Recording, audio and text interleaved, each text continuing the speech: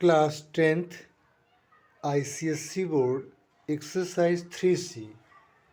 Question number 3. Question number 3. A man invests a certain sum in buying 15% rupees 100 shares. Rupees 100 shares means होता है कि एक share की cost 100 rupees है. At 20% premium. Find his income from one share. Second number is the number of shares bought to having an income for the dividend rupees 6480. And third, sum invested. This is a question, very easy question, and you can understand if you pay deep attention. Please, आइए question को करते हैं. A man invests a certain sum in buying 15%.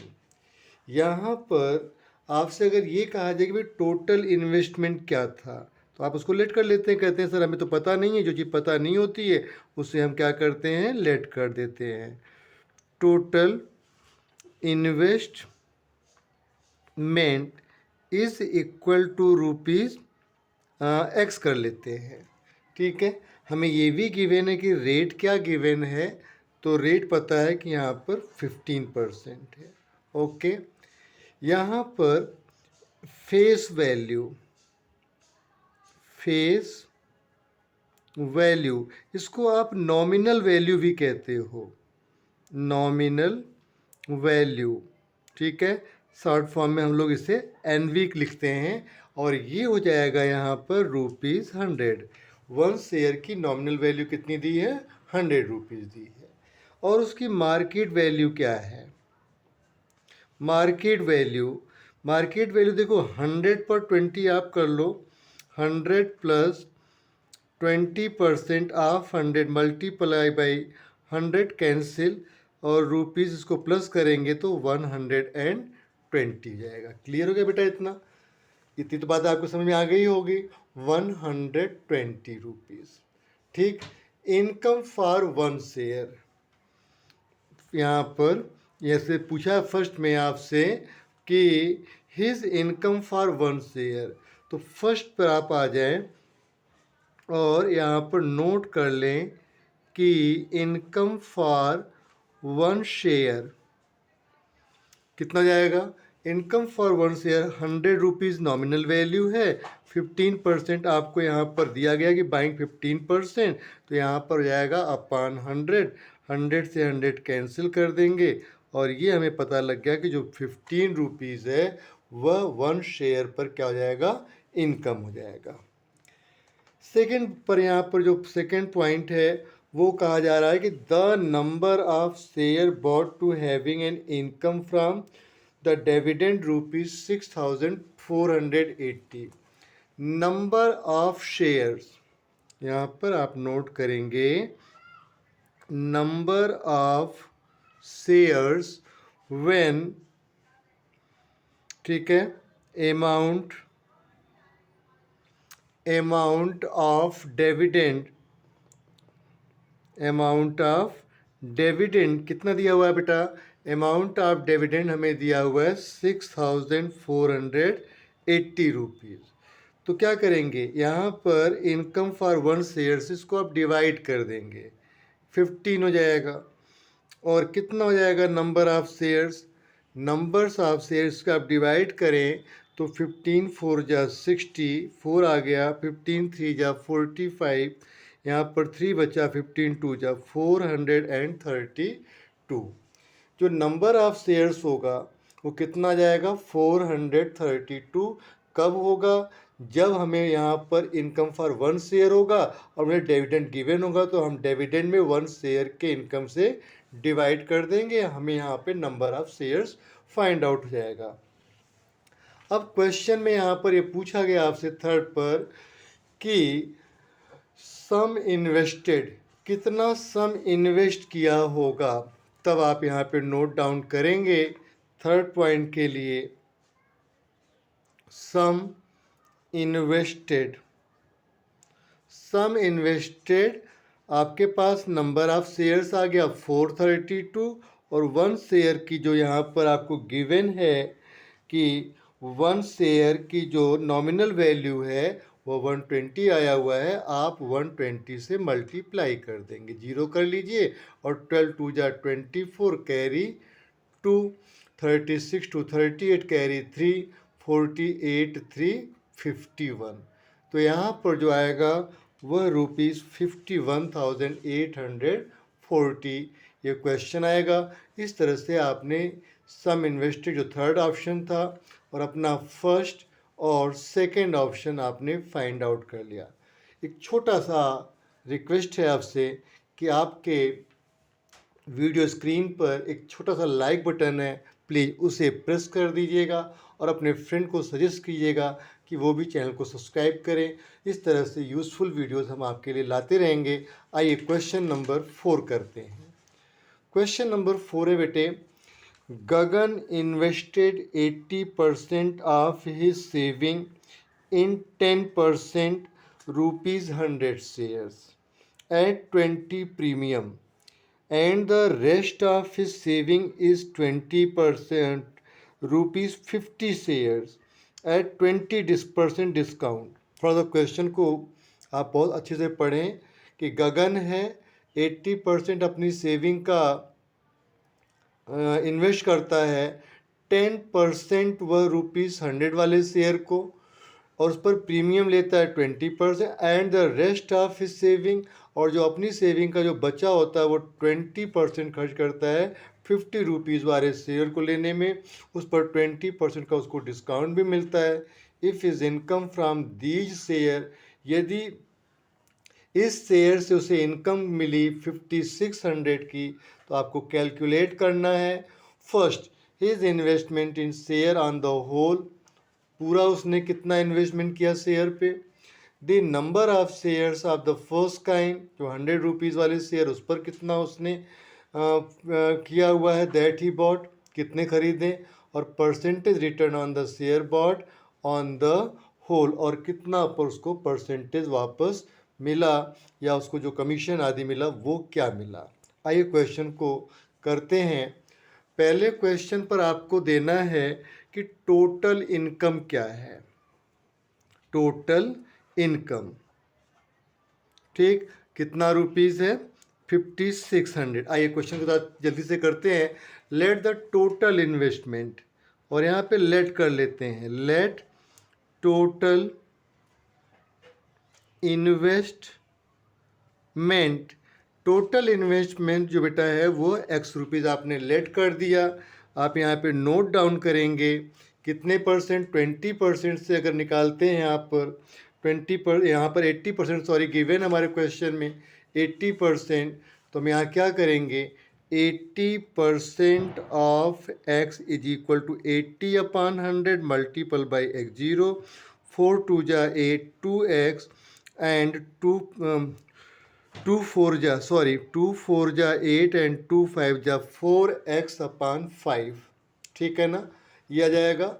Rate क्या है, rate is equal to 10% of 100 share का है और 20% का डिस्काउंट है, तो यहाँ पर प्रीमियम है तो 120 कर लेंगे, ठीक है, और यहाँ पर 10/100 मल्टीपल बाई 120, 0 कैंसिल, यहाँ पर रुपीज़ कितना हो गया, 12, ठीक है। रेट 10% ऑफ 120, डिविडेंड कितना आया,